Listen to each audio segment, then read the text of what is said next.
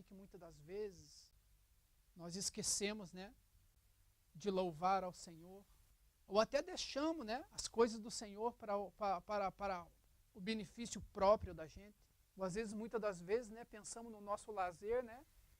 Tinha uma mulher que ela falou assim, ó, que quando ela estava saindo lá da Síria, ela teve que pagar uma quantidade absurda para poder sair. Aí lá aos traficantes de pessoas. E quando chegou no último, a mulher falou que não tinha mais dinheiro. Ela falou que teve que andar quase 2 dias. Porque não tinha dinheiro para pagar o traficante, para levar ela de carrinho. Jesus pagou o preço alto, mas nós temos a liberdade de viver. Então nós só temos que agradecer. Abra sua Bíblia, irmão. Evangelho de Mateus, é o 27, e o versículo é o 51. E eis que o véu do templo se rasgou em 2, de alto a baixo, e tremeu a terra, e fenderam-se as pedras. Deus tem nos proporcionado, né, oportunidades, podemos entrar na presença do Altíssimo. Né? E quando lemos essa passagem, nós vemos, né, que através do sacrifício de Jesus Cristo, que era vir e morrer, né, e rasgar este véu. E Jesus veio, morreu, né, irmãos? E a Bíblia nos relata que quando Jesus deu as suas últimas palavras, né, dizendo está consumado, né, foi decretada a vitória, né? A vitória sobre o pecado, a vitória sobre o mal, né? Mas primeiro vamos, irmãos, falar sobre o véu, né?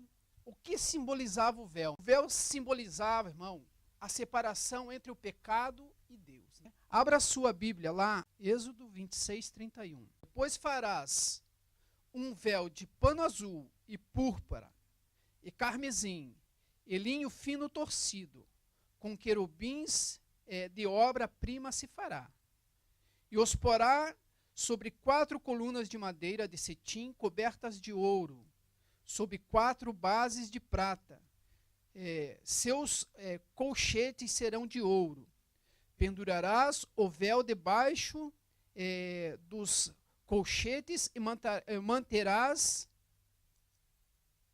a arca do testemunho ali dentro do véu. E este véu vos fará separação entre o santuário e o santíssimo lugar. Então Deus deu a ordem a Moisés, né, construir, fizesse a separação, né, aonde estaria a arca da aliança, que simbolizava a presença do Senhor, e o santo lugar, né, para que tivesse a separação entre o pecado e Deus. A Bíblia nos fala que quando construiu o tabernáculo, havia o átrio, né? O átrio era o pátio da congregação, né? Aí havia o santo lugar, aonde era levado os sacrifícios, né? Ali só o sacerdote podia entrar para fazer o sacrifício e para fazer os trabalhos do templo, né? E havia o santíssimo lugar, né? Aonde ficava a arca da aliança, né? Que representava a presença de Deus. Né? No santíssimo lugar, né? O sumo sacerdote, na altura era Arão, né? Ele entrava com o sangue dos sacrifícios e ele expelia sobre a arca da aliança, né? E era a forma com que ele expiava, né, o pecado do povo, né? E os seus também, né? Os dele também, né?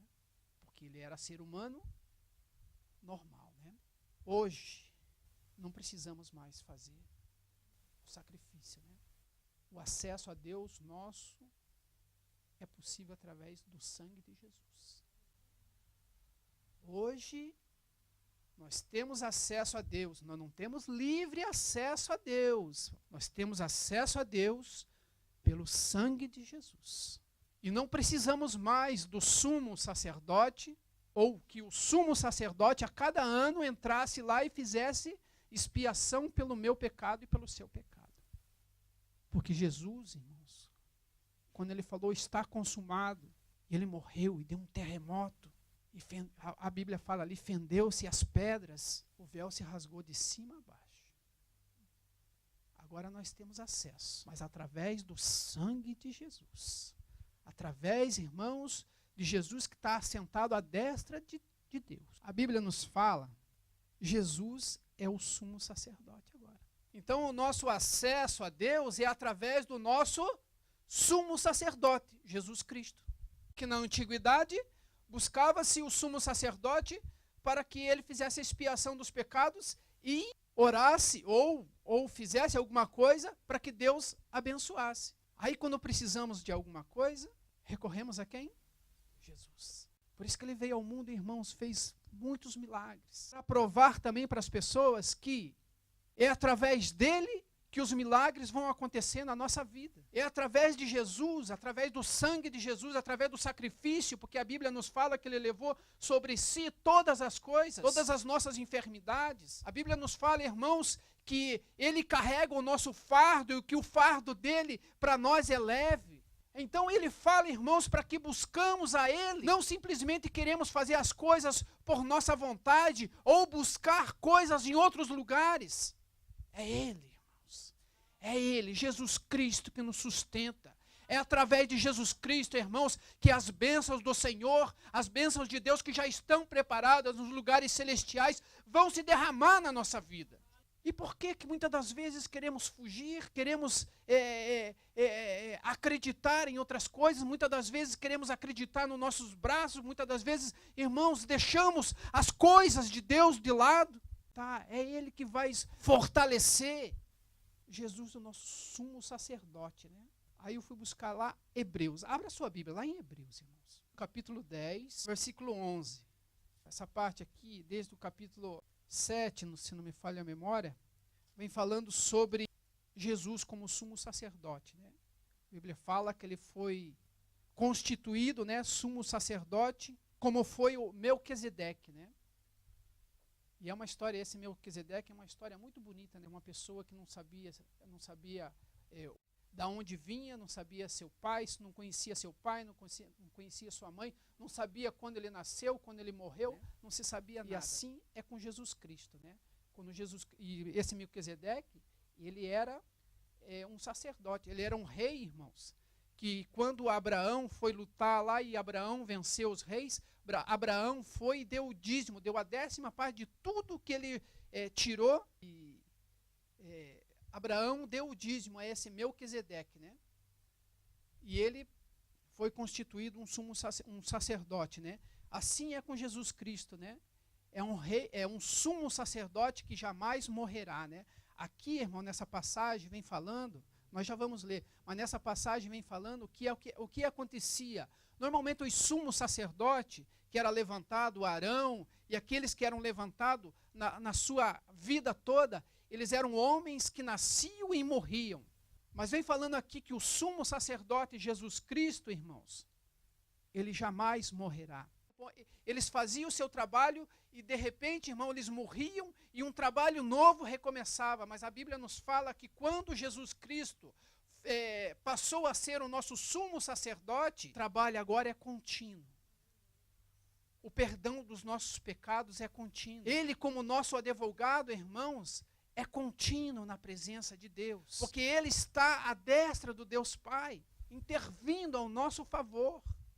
Hebreus, no capítulo 10, versículo 11, tem uma coisa muito interessante, irmão, que eu estava lendo, que fala que quando pegavam lá, né, pronto, um cordeirinho, pronto.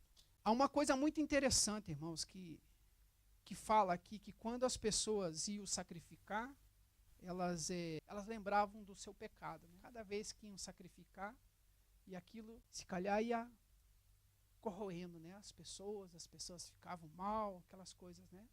Algo muito interessante, né? Que fala, né?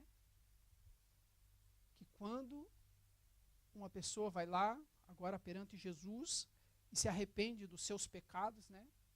Aquilo cai no esquecimento, né? Já não é mais para você voltar atrás e colocar: eu fiz aquilo, eu fiz aquele outro. Quando eu era jovem, eu era muito mal. É para você esquecer, porque Ele próprio esquece, né, os nossos pecados, né? A Bíblia nos fala, irmãos, que o véu se rasgou de cima a baixo. Mas o acesso a Deus é pelo sangue de Jesus. Não para que tivemos o livre acesso para entrarmos e sairmos a hora que queremos, não. O véu se rasgou para que o sangue de Jesus possa nos purificar e podemos entrar na presença do Pai. O que eu quero dizer para você é o que é. Sem santidade não podemos entrar ao trono do Pai. Temos que pedir perdão pelos nossos pecados.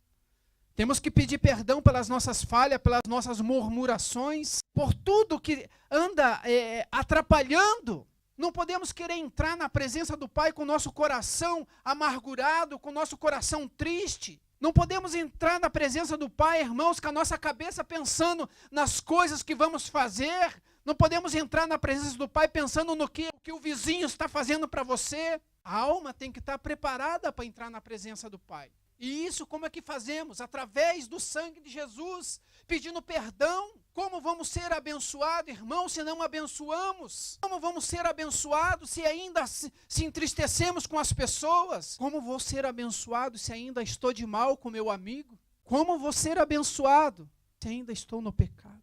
O sangue de Jesus nos limpa do pecado, nos veste de roupas brancas. Aí sim você tem acesso ao trono do Pai.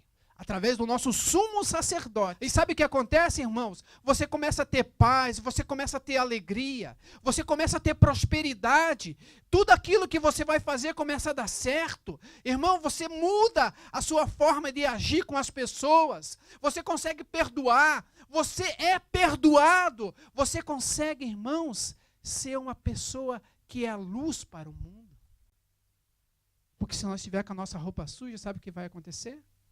Você vai pular, você vai chorar, você vai espernear, mas não vai acontecer nada. Por que muitas das vezes as pessoas estão quanto tempo na igreja e parece que nada acontece, né?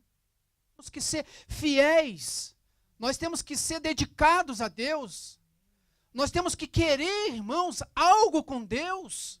Nós temos que desejar algo com Deus. E como é que nós fazemos isso? É sendo fiel com Deus. E o que vai acontecer? Deus vai derramar das suas bênçãos sobre a nossa vida. Como que eu vou querer, irmãos, estender a mão sobre a cabeça de uma pessoa, orar e ela ser curada? Como? Fala. Se, de repente, eu não me coloco na posição, de repente eu estou fazendo umas coisinhas erradas aqui, umas coisinhas erradas. Não que eu seja perfeito.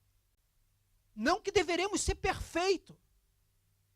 Temos que desejar ser perfeito, mas se eu quero orar para a pessoa ser curada, irmãos, eu tenho que me colocar com roupas brancas, alvas como a neve, eu tenho que me preparar. Por isso que quando a gente vem, irmãos, para um culto, a gente tem que ter o aquebrantamento e vir com o arrependimento. Ah, mas eu não fiz nada de errado nesse dia. Não importa, Deus me perdoa. Eu não sei, posso até ter feito, mas me perdoa. Me santifica, Senhor. Troca as minhas vestes, Senhor. Não é só ir lá e pegar a prosperidade. Deus, venha a prosperidade. Venha a saúde. Amém? O que eu queria trazer para vocês é isso. É que dia a dia, dia após dia, nós pedimos para que Deus troque as nossas vestes. Não precisa você matar um cordeiro, não. Ou melhor, quero dizer para você que cada um de nós sabe qual é a mancha na roupa que Deus está falando. Amém?